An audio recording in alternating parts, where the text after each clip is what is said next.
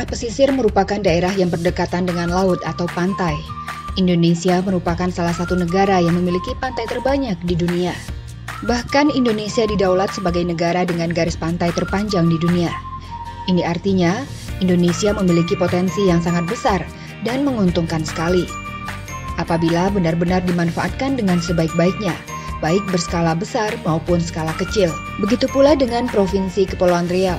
94% wilayahnya yang merupakan kelautan adalah potensi besar untuk mendapatkan peluang usaha. Salah satunya di Kota Tanjung Pinang, tepatnya di sepanjang pesisir Teluk Kriting.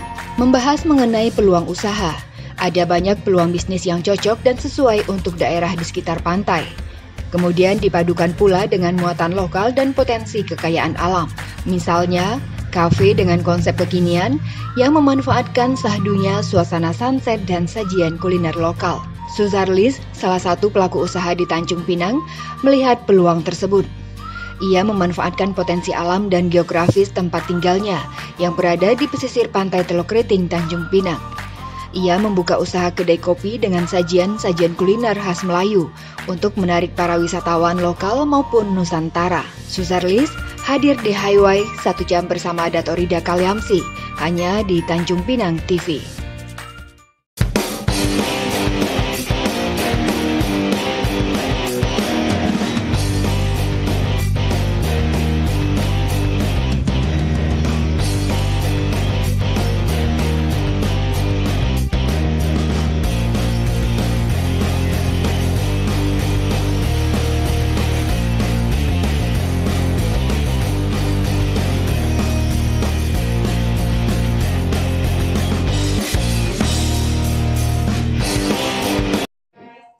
Hai, kita berjumpa lagi pada sesi yang kedua, bincang-bincang santai dengan Bung Suzarlis Soot, owner dari kedai kopi Sarang Sembilang.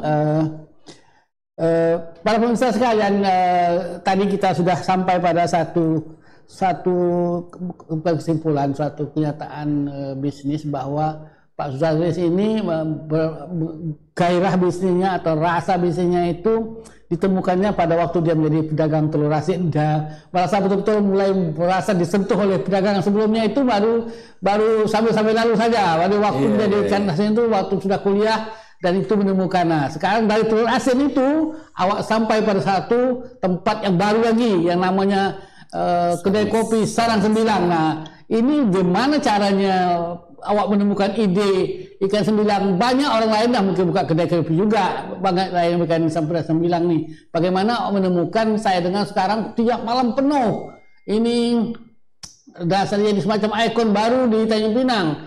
Tak sah ke Tanjung Pinang nih kalau tak makan asam pedas ikan sembilang. Nah, bagaimana Pak menemukan ide itu ikan sembilang awak tuh? Bagaimana caranya? Bagaimana awak menjaga pasukan ikan sembilang, siapa yang supaya awas sekalian. Ya, itulah kalau kami semua nih ide tentang ikan sembilang itu betul apa bentuknya kegagasan bisnis.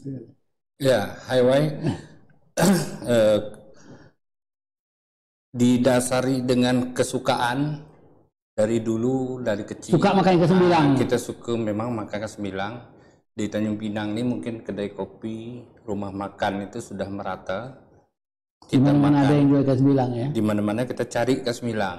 Di mana-mana tidak ada juga. Ada di tempat-tempat tertentu juga ada. Nah, dengan begitu kita terobsesi dengan jenis sarang ikan sembilang ini. Gitu. Di samping itu kita suka, kita pun ingat dengan sebuah pantun lama. Nah, bunyinya kayak beginilah. Pucuk pauh delima batu, anak sembilang di telapak tangan. Walaupun jauh beribu batu, hilang di mata, di hati jangan. Itu pantun Kelantan itu. Jadi itu juga bermakna kan kalau kita sudah pergi ke Tanjung Pinang, kita pergi ke Sarang Sembilang, kedai kopi Sarang Sembilang, nanti kita balik ke mana-mana ke kampung kita, ingat dengan Tanjung Pinang. Jadi itu harapan kita. Kemudian juga kita sudah mendapat banyak respon juga. Wah, pandai awak cari merek. Alhamdulillah, itulah namanya rezeki. Gitu. Karena ini awak menemukan sendiri atau ada orang yang atau anak atau tidak. Kalau sarang semilang itu memang saya menemukan sendiri. Memang ide sendiri. Karena saya pernah kemarin makan di restoran-restoran yang ada sarang-sarang lah gitu kan. Nah gitu. Oke lah, saya buat sarang semilang lah. Karena Kepulauan Riau ini kan tak terlepas dari makanan yang kesukaan asam pedas ikan semilang nih.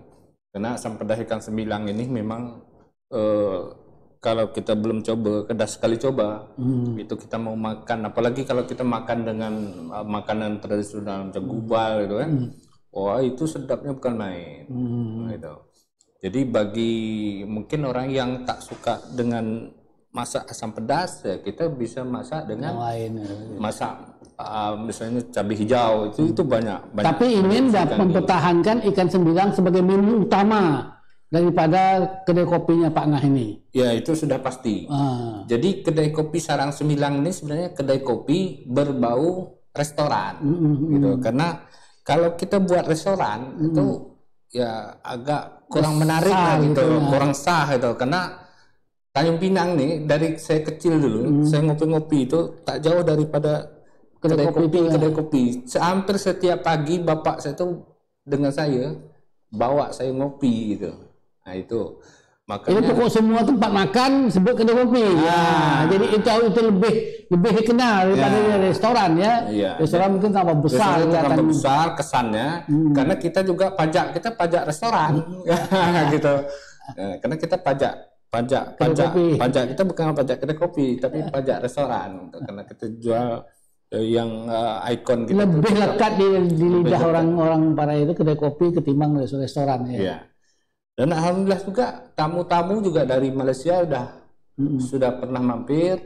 Malaysia, Singapura. Ini tunggu dulu nih. Sebelum ketemu ke Semilang ini Pak Ngah sudah punya kopi dulu atau bangun itu langsung ke Semilangnya? Tempat itu kan strategis betul untuk kita pinggir laut tuh menghadap matahari laut pinggir laut tuh. Ini dapat tempat dulu baru buka kedai kopi atau sudah ada kedai kopi lalu pindah ke situ? Ya, jadi ceritanya begini. Ceritanya tuh awalnya saya buka kedai kopi tapi yang saya jual bubur ayam.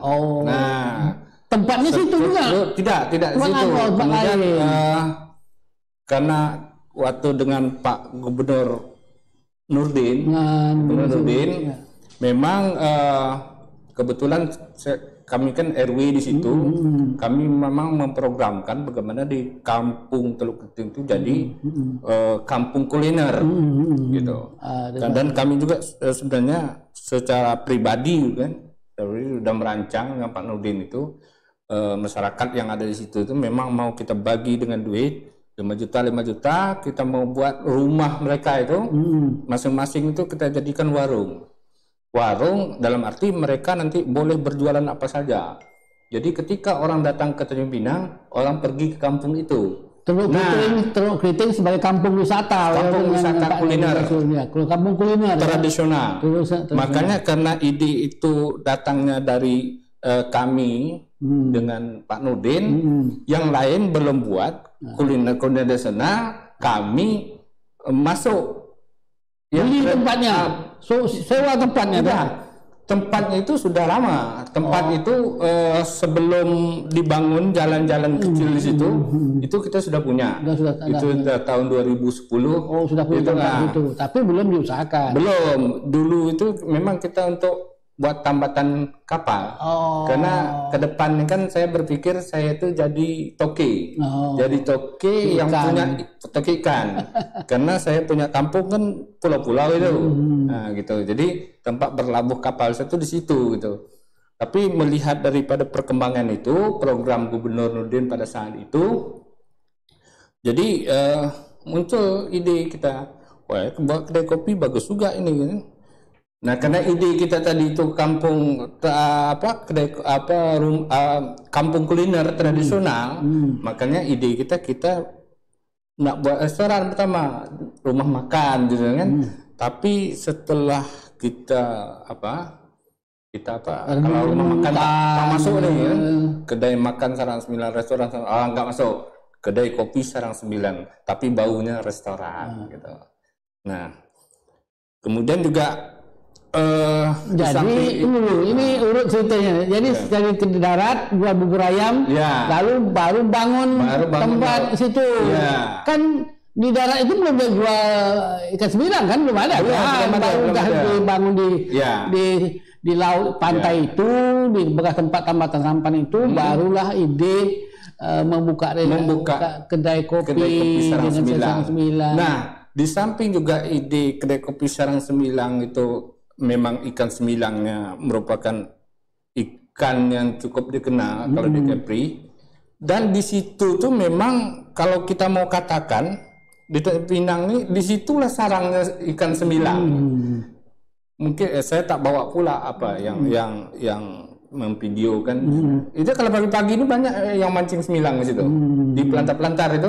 Nah itu, walaupun dari pancing masih ada juga itu. Gitu. Jadi memang tempat biak semilang di situ. Di kawasan Pantai Lumpur itu ya. Ini semilang lumpur ya. Semilang lumpur. Jadi semilang pun saat ini pun ada yang mancing itu. Mancing semilang di situ. Jadi ya saya jadikanlah abdi kan. Ya kalau itu di kawasan saya itu ya kawasan Sarang itu dianggap adalah pusat lah ya, pusat pembiakan, pusat peternakan, pusat gitu. Penghasil ikan sembilang. Ini udah berapa tahun Pak Angah buka restoran itu mah? Lebih kurang 2 tahun. 2 tahun. Itu sulit nggak dapat ikan sembilang tuh?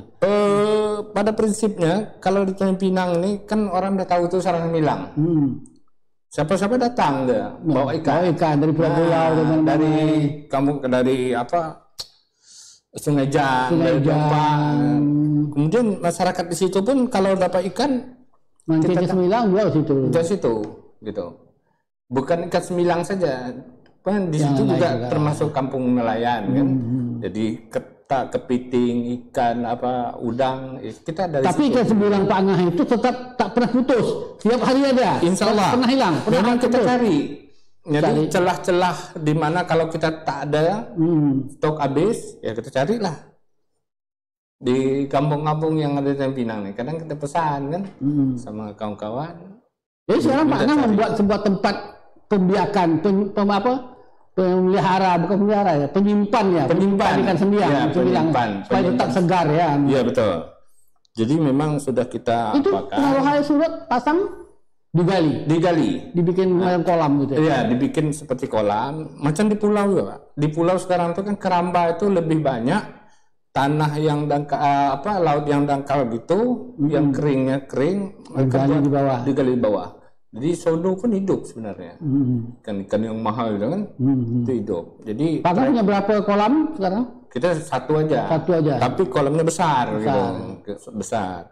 Artinya cukup lah untuk stok ikan. Ternyata satu hari sekarang berapa banyak ikan sembilang yang Pak Angah perlukan sekarang? Tergantung. Puncak paling tinggi misalnya berapa kilo, satu hari? Kalau sekarang belum inilah, paling banyak itu 10 kilo. Satu hari. Nah, 10 kilo kan sekitar 40 porsi lah. Itu apa? 10 kilo, enggak lebih. Itu 20 kilo lah yang puncak.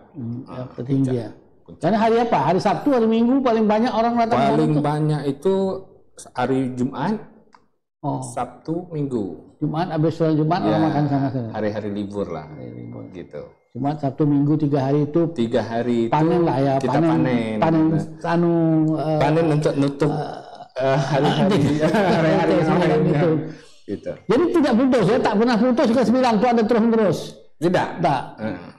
Tapi kadang-kadang ya kalaupun putus tak banyak lah.